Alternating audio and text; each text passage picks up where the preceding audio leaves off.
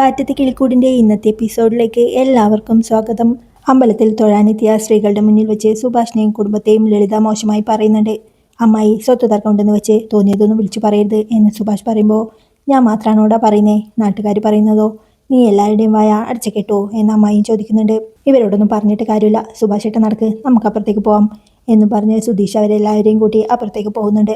സുനന്ദയും ടെൻഷനോടെ അവരെ നോക്കിയിരിക്കുന്നുണ്ട്. പിന്നീട് വീട്ടിലെത്തുമ്പോഴേക്കും സുഭാഷ് ജോലിക്കാരെ വിളിച്ച് വേണ്ട നിർദ്ദേശങ്ങളൊക്കെ കൊടുക്കുന്നുണ്ട്. എന്തോ ആലോചിച്ച് അവിടെ ഇരിക്കുന്ന നിധിയുടെ അടുത്തേക്ക് ചൂടുവെള്ളമായി സുധീഷ് എത്താണ്. അത് അവൾക്ക് കൊടുക്കുമ്പോഴേക്കും അവൾ അവനെ ശ്രദ്ധിക്കാതെ ഇരിക്കുന്നത് കണ്ട് എന്തോ വലിയ ആലോചനയിലാണല്ലോ എന്ന് സുധീഷ് ചോദിക്കുന്നുണ്ട്. നിങ്ങളുടെ അമ്മായി എന്താ ഇങ്ങനെ ഓരോ സ്ഥലത്ത് വെച്ച് പറയേണ്ട കാര്യങ്ങളില്ലേ, അതല്ലേ പറയാൻ പാടുള്ളൂ. എത്ര പേരാ തൊഴാൻ വന്നിട്ടുണ്ടായിരുന്നത്, അവരുടെ മുന്നിൽ വെച്ച് അച്ഛൻ അങ്ങനെയൊക്കെ പറയുമ്പോൾ അവരെന്ത് കരുതും എന്നെങ്കിലും ചിന്തിക്കണ്ടേ എന്ന് നിധി ചോദിക്കുമ്പോൾ, നാട്ടിലത്തെ പോലെ തന്നെ ഇവിടെയും ഞങ്ങളെ നാണം കെടുത്തണം, അതാ അവരുടെ ഉദ്ദേശം, ഞങ്ങൾക്കിതൊക്കെ പഴകിപ്പോയി, താനത് വിട് എന്ന് സുധീഷ് പറയുമ്പോൾ, അങ്ങനെ വിടാൻ പാടുണ്ടോ, അവർ പറയുന്നത് തെറ്റാണെന്ന് അവർക്ക് തന്നെ തെളിയിച്ചു കൊടുക്കണം എന്ന് നിധിയും പറയുന്നുണ്ട്. അതിന് ഞങ്ങൾ എന്ത് ചെയ്യാനാ എന്ന് സുധീഷ് ചോദിക്കുമ്പോൾ, നിങ്ങൾ തന്നെ ചെയ്യണം, നിങ്ങളുടെ വീട്ടിലെ സ്ത്രീകൾ വായില്ല എന്നല്ലേ അവർ പറഞ്ഞു പറ്റുന്നത്, അതങ്ങനല്ല, അത് തെറ്റാണെന്ന് നിങ്ങൾ തെളിയിക്കണം എന്നവൾ പറയുമ്പോൾ, അതെങ്ങനെ എന്ന് സുധീഷും ചോദിക്കുന്നുണ്ട്. തറവാട്ടമ്പലത്തിൽ വന്ന് വഴിപാടുകൾ കഴിച്ചാൽ സുഭാഷ് ചേട്ടൻ്റെ ദോഷങ്ങളൊക്കെ മാറും എന്നല്ലേ ജ്യോത്സ്യർ പറഞ്ഞത് എന്ന് നിധി ചോദിക്കുമ്പോൾ, അതിനാണല്ലോ നമ്മൾ ഇങ്ങോട്ട് വന്നേ എന്ന് സുധീഷും പറയുന്നുണ്ട്. ഇവിടുത്തെ പ്രധാന വഴിപാട് എന്താ എന്ന് അവൾ ചോദിക്കുമ്പോൾ, അത് പിന്നെ അതെന്താ എന്നും പറഞ്ഞ് സുധീഷ് നികേഷിനെ ഹരീഷിനെ നോക്കുന്നുണ്ട്. സുധീഷ് ഏട്ടാ തേങ്ങ എടുക്കൽ എന്ന് നികേഷ് പറയുമ്പോൾ, ആ തേങ്ങ എടുക്കൽ എന്ന് സുധീഷും പറയുന്നുണ്ട്. അതല്ല, ശൂലം കുത്തി പ്രദക്ഷിണം വയ്ക്കൽ എന്നവൾ പറയുമ്പോൾ, അതെ ശൂലം കുത്തി പ്രദക്ഷിണം വയ്ക്കൽ എന്ന് സുധീഷും ഒരു ചിരിയോടെ പറയുന്നുണ്ട്. നിങ്ങളത് ചെയ്യണം എന്നവൾ പറയുമ്പോൾ, ഞങ്ങളോ എന്നും പറഞ്ഞ് സുധീഷ് ഞെട്ടലോടെ നിധിയെ നോക്കാണ്. അതെ, സുഭാഷ് ഏട്ടന് വേണ്ടി നിങ്ങൾ അനിയന്മാരല്ലാതെ വേറെ ആരാ അത് ചെയ്യണ്ടേ എന്നവൾ പറയുമ്പോൾ, സുഭാഷും ഫോൺ വിളി നിർത്തി അങ്ങോട്ട് വന്ന് അത് വേണോ മോളെ എന്ന് ചോദിക്കുന്നുണ്ട്. സുഭാഷ് ഏട്ടനൊന്നും മിണ്ടാതെ നിന്നേ, എത്ര പേരാ ഇതൊക്കെ ചെയ്യുന്നേ, ആർക്കൊന്നും പറ്റിയൊന്നുമില്ലല്ലോ, പിന്നെന്താ കുഴപ്പം എന്നവൾ ചോദിക്കുമ്പോൾ, അതൊക്കെ ശരിയാ, പക്ഷേ ഹരീഷും നികേഷും ഒക്കെ അത് ചെയ്യാന്ന് വെച്ചാ എന്ന് സുധീഷ് പറയുമ്പോൾ, അവർ ചെയ്യണ്ട, നിങ്ങൾ ചെയ്താൽ മതി എന്ന് നിധിയും പറയുന്നുണ്ട്. പണി പാലും വെള്ളത്തിൽ കിട്ടി എന്ന് ഹരീഷും പറയാണ്. സുധീഷും എഴുന്നേറ്റ് നിന്ന്, എന്നെക്കൊണ്ടത് ചെയ്യാനൊന്നും പറ്റില്ല, അതൊക്കെ അനാചാരമാണെന്നേ, അതൊക്കെ ഒഴിവാക്കണമെന്ന എൻ്റെ ഒരു അഭിപ്രായം എന്ന് പറയുമ്പോൾ, അത് കേട്ട് ഹരീഷും സുഭാഷും അവനെ നോക്കി ചിരിക്കാണ്. അപ്പോഴേക്കും മണിച്ചേട്ടനും അങ്ങോട്ട് എത്തുന്നുണ്ട്. എന്താ ഒരു പ്രസംഗം മട്ട് എന്ന് അയാൾ ചോദിക്കുമ്പോൾ, അല്ല ഇവിടുത്തെ ഒരു പ്രധാന വഴിപാടില്ലേ, അതിൻ്റെ കാര്യം പറഞ്ഞതാ എന്ന് സുഭാഷും പറയുന്നുണ്ട്. എന്ത് ശൂലംകുത്തി വഴിപാട് അനാചാരമാണെന്നോ, നല്ല കാര്യമായി എന്ന് മണിച്ചേട്ടൻ പറയുമ്പോൾ, അല്ല ഇത് ദേവിയുടെ ക്ഷേത്രമല്ലേ, പിന്നെന്താ ഇങ്ങനൊരു വഴിപാട് എന്ന് സുഭാഷ് ചോദിക്കുമ്പോൾ, ശൂലംകുത്തി വഴിപാട് ഭഗവതിക്കല്ല, ഉപദേവനായ സുബ്രഹ്മണ്യനാ, രണ്ടു ഭാര്യയുള്ള സുബ്രഹ്മണ്യനെ പ്രസാദിപ്പിച്ച കുടുംബത്തിലുള്ള ദോഷങ്ങളൊക്കെ മാറുമെന്നാ ഇവിടുത്തെ വിശ്വാസം. ഞാൻ പക്ഷേ നേർന്നു പോയി എന്ന് നിധി പറയുമ്പോൾ, നേർന്ന എന്തായാലും നടത്തണം എന്ന് നികേഷും പറയുന്നുണ്ട്. അതെ, നേർന്നിട്ട് നടത്തിയില്ലെങ്കിൽ അത് ദോഷം കൂട്ടുകയുള്ളൂ എന്ന് മണിച്ചേട്ടനും പറയാണ്. എന്തോന്നൊക്കെയാ ഇത് എന്ന് സുധീഷും ടെൻഷനോടെ അവരെ നോക്കിക്കൊണ്ട് ചോദിക്കുന്നുണ്ട്.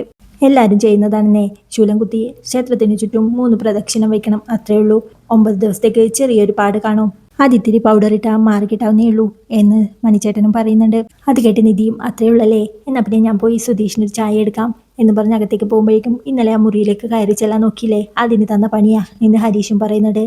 നിധിയും തിരിഞ്ഞു നോക്കിക്കൊണ്ട്, സുധീഷിന് കടുപ്പം കൂടുതലല്ലേ എന്ന് ചോദിക്കുമ്പോൾ, ആ അതെ, ഇതിത്തിരി കടുപ്പമായി പോയി നിധി എന്ന് സുധീഷും പറയുന്നുണ്ട്. രാത്രിയാകുമ്പോൾ സോഫയിലിരുന്ന സുധീഷ് എന്തോ ആലോചിച്ച് പെട്ടെന്ന് ഞെട്ടുന്നുണ്ട്. എന്താ എക്സൈറ്റ്മെന്റിൽ ശൂലം ചൂടത്ത് വെച്ച് ഈ കവിളിലൂടെ ഇട്ട് ഈ കവിളിലൂടെ എടുക്കുന്ന കാര്യം ഓർത്തതാണോ എന്ന് നികേഷ് ചോദിക്കുമ്പോൾ, ഒന്ന് പോടാ എന്ന് സുധീഷും പറയുന്നുണ്ട്. അപ്പോഴേക്കും സുഭാഷ് ഏട്ടനും അങ്ങോട്ട് വരികയാണ്. സുഭാഷ് ഏട്ടാ ശൂലം കുത്തുമ്പോൾ പല്ലെടുക്കുമെന്ന് പറഞ്ഞില്ലേ, 1 ആണോ 2 ആണോ എന്ന് നികേഷ് ചോദിക്കുമ്പോൾ, 2 3 എന്ന് സുഭാഷും പറയുന്നുണ്ട്. അപ്പോഴത്തേക്കും നിധി അങ്ങോട്ട് വരികയാണ്. മോളെ നീ എന്തിനാ അങ്ങനെ ഒരു നേർച്ച നേർന്നത് എന്ന് സുഭാഷ് ഏട്ടൻ ചോദിക്കുമ്പോൾ, സുധീഷിന് പേടിയുണ്ടോ എന്ന് നിധി ചോദിക്കുന്നുണ്ട്. ഏയ് പേടിയോ, എനിക്കോ, എന്തിന് എന്ന് സുധീഷും ചോദിക്കുകയാണ്. ഞാൻ ആ സമയത്ത് നമ്മുടെ വീടിനെ പറ്റി അവരങ്ങനെയൊക്കെ പറഞ്ഞപ്പോൾ അങ്ങനെ ഒരു ദോഷം മാറാൻ ഈ വഴിപാട് നടത്തിയാൽ മതി എന്ന് കേട്ടപ്പോൾ എന്നൊക്കെ അവൾ പറഞ്ഞു തുടങ്ങുമ്പോഴേക്കും, സാരമില്ല നിധി, കവിളത്തൊരു കമ്പി തറക്കുന്ന വേദനയല്ലേ ഉണ്ടാവുള്ളൂ, അത് ഞാൻ സഹിച്ചോളാം എന്ന് സുധീഷ് പറയുമ്പോഴേക്കും, എനിക്കുള്ള നേർച്ചയല്ലേ ഞാൻ ചെയ്താൽ മതിയെങ്കിൽ അതാവാം എന്ന് സുഭാഷ് പറയുന്നുണ്ട്. അത് പറ്റില്ല സുഭാഷ് ഏട്ടാ, ദോഷമുള്ളവരുടെ അടുത്ത ബന്ധുക്കൾ ചെയ്യണം എന്നല്ലേ പറഞ്ഞത് എന്ന് നിധിയും പറയാണ്. പക്ഷേ സുധീഷ് ഏട്ടൻ കൊണ്ടുവന്ന ജ്യോത്സ്യരൊക്കെ സുഭാഷ് ഏട്ടനൊരു ദോഷമില്ല എന്നല്ലേ പറഞ്ഞത് എന്ന് നികേഷ് പറയുമ്പോൾ, പക്ഷേ തറവാട്ടമ്പലത്തിൽ വന്ന് വഴിപാടി കഴിക്കണമെന്ന് പറഞ്ഞില്ലേ എന്ന് നിധിയും പറയുന്നുണ്ട്. അതിന് ഈ വഴിപാട് തന്നെ വേണോ എന്ന് സുഭാഷ് ഏട്ടൻ ചോദിക്കുമ്പോൾ, ഇതല്ലേ ഇവിടുത്തെ പ്രധാന വഴിപാട്, അതുകൊണ്ടാണ് ഞാൻ എന്ന് നിധിയും പറയുന്നുണ്ട്. എങ്കിൽ പിന്നെ നികേഷിനെ കൊണ്ട് ചെയ്യിപ്പിച്ചൂടെ എന്ന് സുധീഷ് ചോദിക്കുമ്പോൾ, ഒരു കാര്യം ചെയ്യാം, ഞാൻ ശൂലം കുത്തിയാൽ മതിയോ എന്ന് നിധിയും ചോദിക്കുന്നുണ്ട്. ഏയ് അതൊന്നും വേണ്ട എന്ന് സുധീഷ് പറയുമ്പോൾ, എനിക്ക് വിരോധമൊന്നും ഇല്ലെന്നേ എന്ന് നിധിയും പറയാണ്. അതെന്തായാലും ഞാൻ സമ്മതിക്കില്ല, ഞാൻ കുത്തിക്കോളാം എന്ന് സുധീഷും പറയാണ്. സുധീഷും ഒരു ചിരിയോടെ ഇതെനിക്കൊരു അവസരാനിധി, ഇത് ഞാൻ എന്തായാലും ഉപയോഗിക്കും എന്ന് മനസ്സിൽ പറയുന്നുണ്ട്. രാവിലെ ആകുമ്പോഴേക്കും ഹാളിലിരിക്കായിരുന്ന നികേഷ് സുധീഷിനോടായി സുധീഷേട്ടാ ശൂലം കുത്താൻ പോണ്ടേ എന്ന് ചോദിക്കുന്നുണ്ട്. അവൻ്റെ ഒരു ശൂലം കുത്ത് എന്നും പറഞ്ഞ് കയ്യിലുണ്ടായിരുന്ന തലേണ നികേഷിൻ്റെ നേർക്ക് എറിയുന്നുണ്ട് സുധീഷ്. അപ്പോഴേക്കും സുഭാഷ് ഏട്ടനും അവർക്കുള്ള ചായയായി അങ്ങോട്ട് വരുന്നുണ്ട്. ഹരീഷ് എവിടെ എന്ന് സുഭാഷ് ഏട്ടൻ ചോദിക്കുമ്പോൾ ഹരീഷ് ഏട്ടനാ നീതുവായിട്ട് സൊള്ളിക്കൊണ്ടിരിക്കുക എന്ന് നികേഷും പറയാണ്. അപ്പോഴേക്കും സുനന്ദയും അങ്ങോട്ട് വരുന്നുണ്ട്. ചായ എടുക്ക് എന്ന് സുനന്ദയോടായി സുഭാഷ് ഏട്ടൻ പറയുമ്പോൾ വേണ്ട ഞാൻ കുടിച്ചതാ എന്നവളും പറയുന്നുണ്ട്. രാത്രി എല്ലാവരും നന്നായിട്ട് ഉറങ്ങിയോ എന്ന് സുനന്ദ ചോദിക്കുമ്പോൾ ഇല്ലപ്പാ, സ്ഥലം മാറിയതല്ലേ ഉറക്കമേ വന്നില്ല എന്ന് സുഭാഷ് ഏട്ടനും പറയുന്നുണ്ട്. അതൊന്നല്ല സുനന്ദേച്ചി, എല്ലാവരും നന്നായിട്ട് ഉറങ്ങി, സുഭാഷ് ഏട്ടൻ ഉറങ്ങി, ഞാൻ കണ്ടതാ എന്ന് പറയുമ്പോൾ സുഭാഷും അല്പം ചമ്മലോടെ ചിരിക്കുന്നുണ്ട്. സുഭാഷ് ഏട്ടന് കല്യാണം നോക്കുന്നില്ലേ എന്ന് സുനന്ദ ചോദിക്കുമ്പോൾ പിന്നെ നോക്കുന്നുണ്ട്, അതിനല്ലേ നമ്മളിങ്ങോട്ട് വന്നേ. പിന്നെ സുഭാഷ് ഏട്ടൻ്റെ കല്യാണം നടക്കാൻ വേണ്ടി സുധീഷ് ഏട്ടൻ ഇന്ന് ശൂലം കുത്തി പ്രദക്ഷിണം വയ്ക്കുന്നുണ്ട് എന്ന് നികേഷും പറയുന്നുണ്ട്. ആണോ, നല്ല ശക്തിയുള്ള മൂർത്തിയാ, എങ്കിൽ പിന്നെ നാട്ടിലെത്തുമ്പോഴേക്കും സുഭാഷ് ഏട്ടൻ്റെ കല്യാണം നടന്നിരിക്കും എന്ന് സുനന്ദയും പറയുന്നുണ്ട്.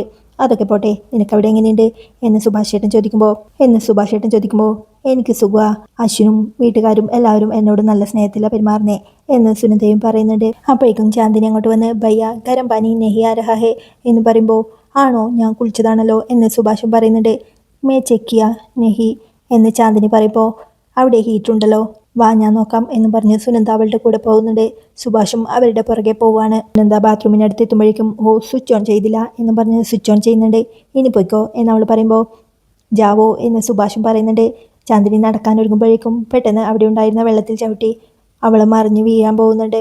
സുഭാഷ് പെട്ടെന്ന് അവളെ പിടിക്കാണ്. സുനന്ദയും ഒരമ്പരപ്പോടെ അവരെ നോക്കി നിൽക്കാണ്. ചാന്ദിനിയുടെയും സുഭാഷിൻ്റെയും കണ്ണുകൾ തമ്മിൽ ഉടക്കുമ്പോഴേക്കും പെട്ടെന്ന് സുനന്ദ അവിടെയുള്ളത് സുഭാഷിന് ഓർമ്മ വരുന്നുണ്ട്. അവൻ അവളെ എഴുന്നേൽപ്പിച്ച് വെള്ളം ചവിട്ടി വീണതാ എന്ന് സുഭാഷ് പറയുമ്പോഴേക്കും താങ്ക്സ് എന്ന് ചാന്ദിനിയും പറയുന്നുണ്ട്. തും ജാവോ എന്ന് സുഭാഷ് ഏട്ടൻ പറയുമ്പോഴേക്കും അവൾ ബാത്റൂമിലേക്ക് കയറി സുഭാഷിനെ ഒന്ന് നോക്കിക്കൊണ്ട് ഡോർ അടയ്ക്കുന്നുണ്ട്. സുഭാഷും അല്പം ടെൻഷനോടെ ഞാനിത് ക്ലീൻ ചെയ്യാം എന്ന് പറയുമ്പോഴേക്കും വേണ്ട ഞാൻ ചെയ്യാം എന്ന് സുനന്ദയും പറയുന്നുണ്ട്. ഏയ് അതൊന്നും വേണ്ട, നിന്റെ അമ്മ കണ്ട കണക്കായി, അതുകൊണ്ട് ഞാൻ ക്ലീൻ ചെയ്തോളാം, നീ പൊക്കോ എന്ന് പറഞ്ഞ് സുഭാഷ് ഏട്ടൻ അവിടെയൊക്കെ ക്ലീൻ ചെയ്ത് ബാത്റൂമിന് മുന്നിൽ ഒരു മാറ്റ് എടുത്തിടുന്നുണ്ട്.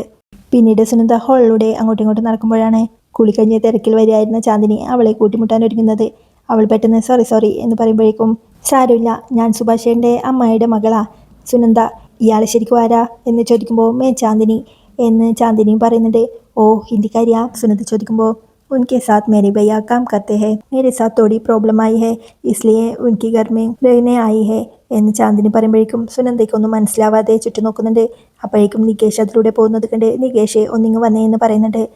ചാന്ദിനി എന്തൊക്കെയോ പറയുന്നു, എനിക്കൊന്നും മനസ്സിലാവുന്നില്ല എന്നവൾ പറയുമ്പോൾ ഓ അതാണോ ഇത് ചാന്ദിനി, സുഭാഷ് ഏട്ടൻ്റെ കൂടെ ജോലി ചെയ്യുന്ന അവിനാഷ് ഭായി ഇല്ലേ, അവരുടെ അനിയത്തിയാ, അവരുടെ വീട്ടിൽ എന്തൊക്കെയോ പ്രശ്നം, അതുകൊണ്ട് കുറച്ച് ദിവസം നമ്മുടെ വീട്ടിൽ നിൽക്കാൻ വന്നതാ, പിന്നെ നമ്മളെല്ലാവരും ഇങ്ങോട്ട് വരുമ്പോൾ തനിച്ചാക്കണ്ടല്ലോ എന്ന് കരുതി കൂടെ കൂട്ടി, അത്രേ ഉള്ളൂ എന്നും പറഞ്ഞ് നികേഷ് ചാന്ദിനിയോടായി ചാന്ദിനി തും ജാവോ എന്ന് പറയുമ്പോൾ ടീക്ക് എന്ന് പറഞ്ഞ് ചാന്ദിനി പോകുന്നുണ്ട്.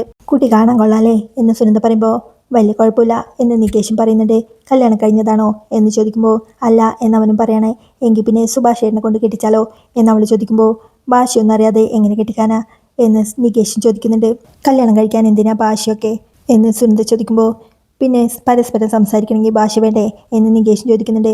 അതൊക്കെ കല്യാണം കഴിഞ്ഞു പഠിച്ചോളും എന്ന് സുനന്ദ പറയുമ്പോൾ ഏയ് അതൊന്നും ശരിയാവും തോന്നില്ല, നമുക്ക് വേറെ നോക്കാം എന്നും പറഞ്ഞ് നികേഷ് അവിടുന്ന് പോകുന്നുണ്ട്. അവിടെ നീതുവിൻ്റെ വീട്ടുമുറ്റത്ത് അഖിലും തൻ്റെ സ്കൂട്ടിയിൽ എത്തുന്നുണ്ട്.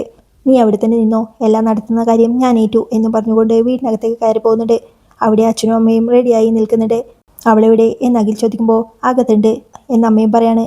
ഇതൊക്കെ നടക്കൂടാ, എനിക്കെന്തോ കുഴപ്പമാവുമെന്നൊരു തോന്നൽ എന്ന് അച്ഛൻ പറയുമ്പോൾ ഒരു കുഴപ്പം ആവാനില്ല, അവനും അവൻ്റെ ഫാമിലിയും ഇപ്പോൾ ഇവിടെ ഇല്ല, അവൻ തിരിച്ചു വരുമ്പോഴേക്ക് എല്ലാം നടത്തണം എന്ന് അഖിൽ പറയുമ്പോൾ നീ പ്രേമിനോട് സംസാരിച്ചിട്ടുണ്ടല്ലോ അല്ലേ എന്ന് അച്ഛനും ചോദിക്കുന്നുണ്ട്. ഞാനെല്ലാം സംസാരിച്ചിട്ടുണ്ട് എന്നവൻ പറയുമ്പോൾ അല്ല പെട്ടെന്നായതുകൊണ്ട് എന്ന് അച്ഛനും പറയുന്നുണ്ട്. അച്ഛനറിയാത്ത ആളൊന്നുമല്ലല്ലോ പ്രേം, അവൻ്റെ അച്ഛനോടും അമ്മയോടും സംസാരിച്ചല്ലോ അല്ലേ എന്ന് അമ്മ ചോദിക്കുമ്പോൾ അവൻ എൻ്റെ ചങ്ക് ബ്രോയാ, ഞാൻ പറഞ്ഞ അവൻ എന്തു ചെയ്യും, അച്ഛനോടും അമ്മയോടും പറഞ്ഞിട്ടുണ്ട്, അവരിത്തിരി കാശ് പ്രതീക്ഷിക്കുന്നുണ്ട്, പിന്നെ ഒരു ബൈക്കും, സാരമില്ല അതൊക്കെ നമുക്ക് റെഡിയാക്കാം, പിന്നെ ഇന്നത്തെ കാര്യം അവൻ അവരോട് പറഞ്ഞിട്ടില്ല എന്നകിൽ പറയുമ്പോൾ അയ്യോ പിന്നെ എന്ത് ചെയ്യും എന്ന് അമ്മയും ചോദിക്കുന്നുണ്ട്. അത് കുഴപ്പമില്ല, അവൻ സംസാരിച്ചോളാന്ന് പറഞ്ഞിട്ടുണ്ട്, ചടങ്ങ് കഴിഞ്ഞ് അവൾ ഇങ്ങോട്ട് തന്നെയല്ലേ വരുന്നേ, അത് കഴിഞ്ഞാലേ എല്ലാവരെയും അറിയിച്ചുള്ള കല്യാണം, അപ്പോഴത്തേക്കും എല്ലാം പറഞ്ഞ് റെഡിയാക്കും എന്നകിലും പറയാണ്. എടാ അവൾ പോലീസിനെ വിളിച്ചാലോ എന്നമ്മ ചോദിക്കുമ്പോൾ അതൊക്കെ കെട്ട് കഴിഞ്ഞിട്ടല്ലേ, അത് കഴിഞ്ഞ് അവൾ എന്ത് വേണമെങ്കിലും ചെയ്തോട്ടെ, പിന്നൊന്നും പേടിക്കാനില്ല എന്നകിലും പറയുന്നുണ്ട്.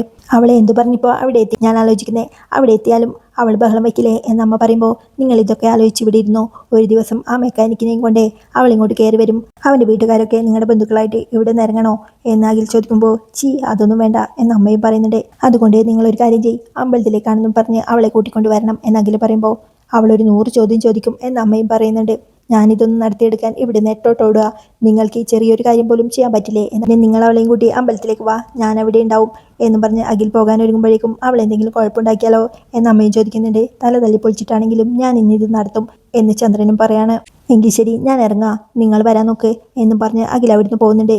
അപ്പോഴേക്കും നീതുവും ഹരീഷുമായിട്ട് ഫോണിൽ സംസാരിക്കുകയാണ്. അപ്പോൾ ഇനിയും വരാൻ വൈകുമോ എന്ന് അവൾ ചോദിക്കുമ്പോൾ നാളെ എന്തായാലും എത്തും എന്ന് അവനും പറയുന്നുണ്ട്. ഞാൻ നിന്നെ വല്ലാതെ മിസ് ചെയ്യുന്നുണ്ട് എന്ന് നീതു പറയുമ്പോൾ ഞാനും അതുകൊണ്ടല്ലേ നിന്നെ വിളിച്ചേ എന്ന് ഹരീഷും പറയാണ്. അപ്പോഴേക്കും നീതു എന്നുള്ള അമ്മയുടെ വിളി വരുന്നുണ്ട്. അവളൊന്നും ശ്രദ്ധിക്കാതെ ഹരീഷിനോട് വീണ്ടും സംസാരിക്കുകയാണ്. ഞാൻ ഇവിടെ ഒരു ഹിഡൻ സ്പോട്ട് കണ്ടു, അവിടെ ചെന്നപ്പോൾ നിന്നെ ഓർമ്മ വന്നു, ഒരു ദിവസം നമുക്ക് ഇങ്ങോട്ട് വരണം എന്ന് ഹരീഷ് പറയുമ്പോൾ അവിടെ പോകുമ്പോഴേ നീ എനിക്കൊരു കിസ് തരണം എന്ന് നീതുവും പറയുന്നുണ്ട്. ഹരീഷ് പെട്ടെന്ന് മിണ്ടാതിരിക്കുന്നത് കണ്ട് എന്താ ഹരീഷേ നാണം വന്നോ എന്ന് അവളും ചോദിക്കുകയാണ്. അപ്പോഴേക്കും അമ്മ വീണ്ടും അവളെ വിളിക്കുന്നുണ്ട്. ദേ അമ്മ കുറേ നേരമായി വിളിക്കുന്നു, ഞാൻ പിന്നെ വിളിക്കാവേ എന്നും പറഞ്ഞ് അവൾ കോൾ കട്ട് ചെയ്യുമ്പോൾ ഹരീഷിന് ഫോണിൽ ഒരു ഉമ്മ കൊടുക്കുന്നുണ്ട്. അവനാകെ നാണത്തോടെ ഫോൺ നോക്കിക്കൊണ്ടിരിക്കുകയാണ്. അവളെ പുറത്തേക്ക് ഇറങ്ങുമ്പോഴേക്കും എത്ര നേരമായി വിളിക്കുന്നേ എന്നമ്മ ചോദിക്കുന്നുണ്ട്. ദേഷ്യത്തോടെ അങ്ങോട്ട് ചെന്ന് പാത്രം മുഴുവൻ കഴുകി വയ്ക്കാൻ പറഞ്ഞു, അത് ചെയ്തു, ഇനിയിപ്പോൾ ഞാൻ എന്താ ചെയ്യേണ്ടേ എന്ന് ചോദിക്കുമ്പോൾ നീ പെട്ടെന്നൊന്ന് റെഡിയാവ്, നമുക്ക് അമ്പലത്തിൽ പോവാം എന്നമ്മ പറയുന്നുണ്ട്. അമ്പലത്തിലോ എന്തിന് എന്ന് അവൾ ചോദിക്കുമ്പോൾ അച്ഛൻ ഈയിടെ വണ്ടി തട്ടി ഒരു ആക്സിഡന്റ് ഉണ്ടായില്ലേ, അന്ന് നേരുന്ന വഴിപാടാ, അമ്പലത്തിൽ ചെന്ന് അന്വേഷിച്ചപ്പോൾ ഇന്ന് നടത്താമെന്ന് പറഞ്ഞു, പിന്നെ വീട്ടിലും എപ്പോഴും പ്രശ്നങ്ങളല്ലേ, അതുകൊണ്ട് പെട്ടെന്ന് നടത്താമെന്ന് കരുതി എന്നമ്മ പറയുമ്പോൾ എങ്കിൽ പിന്നെ നിങ്ങൾക്ക് പോയി നടത്തിയാൽ പോരെ എന്നവളും ചോദിക്കുന്നുണ്ട്. അത് പിന്നെ നമ്മുടെ കുറച്ച് കുടുംബക്കാരൊക്കെ വരും, അവർ നിന്നെ ചോദിക്കില്ലേ, അപ്പോൾ എന്താ പറയണ്ടേ, അതുകൊണ്ടാ നീ പെട്ടെന്ന് റെഡി ആയിട്ട് വാ എന്ന് അമ്മയും പറയുന്നുണ്ട്. ഓഹോ, അപ്പോൾ എല്ലാവരെയും വിളിച്ച് നേരത്തെ അറിയിച്ചു, എന്നോട് മാത്രം ഇപ്പോഴാണോ പറയുന്നേ എന്നവൾ ചോദിക്കുമ്പോൾ നീ ഒന്ന് പെട്ടെന്ന് റെഡിയാവുന്നിതോ എന്ന് അമ്മയും പറയുന്നുണ്ട്. അത്ര പെട്ടെന്നൊന്നും പറ്റില്ല, കുറച്ച് സമയം എടുക്കും എന്നവൾ പറയുമ്പോൾ ശരി, മുറിയിൽ സാരിയുണ്ട് പോയി എടുത്തോ എന്ന് അമ്മയും പറയുന്നുണ്ട്. സാരിയോ എന്തിന് എന്നവൾ ചോദിക്കുമ്പോൾ അല്ല, ബന്ധുക്കാരൊക്കെ സാരി ഉടുത്തിട്ടാവും വരുന്നത്, അപ്പോൾ നീ മാത്രം ചുരിദാറിട്ട് പോകുന്നത് ശരിയാവില്ലല്ലോ, അതുകൊണ്ടാ എന്നമ്മയും പറയുന്നുണ്ട്. അവളും അല്പം നീരസത്തോടെ മുറിയിലേക്ക് കയറി പോകുന്നുണ്ട്. അവിടെ അമ്പലത്തിൽ നിലവിളക്കിലെ തിരി കൊളുത്താണ് അഖിൽ. അപ്പോഴേക്കും പൂജാരി അങ്ങോട്ട് വരുന്നുണ്ട്. പെൺകുട്ടി വന്നു എന്നയാൾ ചോദിക്കുമ്പോൾ ഇല്ല, ഇപ്പൊ വരും, ഇവിടെയെല്ലാം റെഡിയല്ലേ എന്നവൻ ചോദിക്കുന്നുണ്ട്. ഇവിടെയെല്ലാം ഓക്കെയാ, താലി പൂജിച്ച് വെച്ചിട്ടുണ്ട്, ഇനി പെൺകുട്ടി വരണം, താലി കെട്ടണം, പുടവ കൊടുക്കണം, അത്രേ ഉള്ളൂ എന്നയാൾ പറയുമ്പോൾ അവനും ആശ്വാസത്തോടെ പൂജാരിയെ നോക്കുന്നുണ്ട്. അപ്പോഴേക്കും അവന്റെ കൂട്ടുകാരൻ മാലയുമായി അങ്ങോട്ട് എത്തുന്നുണ്ട്. എടാ പ്രേമ എവിടെ എന്ന് ചോദിക്കുമ്പോൾ ദാ എന്ന് പറഞ്ഞ് കൂട്ടുകാരൻ ഒരു സ്ഥലത്തേക്ക് ചൂണ്ടുന്നുണ്ട്. അഖിൽ അങ്ങോട്ട് ചെല്ലുമ്പോഴേക്കും പ്രേമും അവിടെ റെഡിയാവാണ്. അളിയാ ടെൻഷനുണ്ടോ എന്നവൻ ചോദിക്കുമ്പോൾ ചെറിയ ടെൻഷൻ ഇല്ലാതില്ല, അച്ഛനമ്മമാരെ അറിയിക്കാതെ നടത്തുന്ന ഏർപ്പാടല്ലേ, എടാ നീ അവരോട് കാര്യമൊന്നും പറഞ്ഞില്ലേ എന്ന് അഖിൽ ചോദിക്കുമ്പോൾ പറഞ്ഞിരുന്നു, പക്ഷേ ഇന്നാണെന്ന് അറിയില്ലല്ലോ എന്നവനും പറയുന്നുണ്ട്. കുഴപ്പമൊന്നും ഉണ്ടാവില്ലല്ലോ എന്ന് അഖിൽ ചോദിക്കുമ്പോൾ ആദ്യം ഇത്തിരി വിഷമമൊക്കെ ഉണ്ടാവും, പിന്നെ ശരിയാവുന്നതേ ഉള്ളൂ എന്നവനും പറയുന്നുണ്ട്. അപ്പോഴേക്കും നീതുവിനെയും കൊണ്ട് ചന്ദ്രൻ ഓട്ടോയിൽ അങ്ങോട്ട് എത്തുന്നുണ്ട്.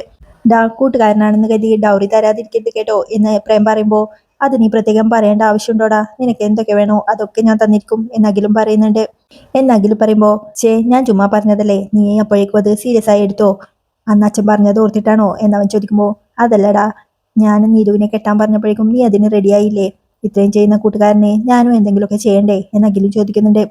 ഞാൻ വിവാഹം കഴിക്കാൻ പോകുന്നത് നിന്റെ അനിയത്തിയെ അല്ലടാ, ഒരു കാരണവശാലും അവളെ ആ വീട്ടിലേക്ക് പറഞ്ഞേക്കാൻ ഞാൻ സമ്മതിക്കില്ല, അതുപോലെ എന്നവൻ ചോദിക്കുമ്പോൾ അഖിലും പ്രേമിനെ ചേർത്ത് പിടിച്ചുകൊണ്ട് എന്റെ മുന്നിൽ നിന്ന് വെല്ലുവിളിച്ചിട്ടാവാൻ പോയത്, ആ വെല്ലുവിളി അവൻ ഇനി ആവർത്തിക്കരുത് എന്ന് അഖിലും പറയുന്നുണ്ട്.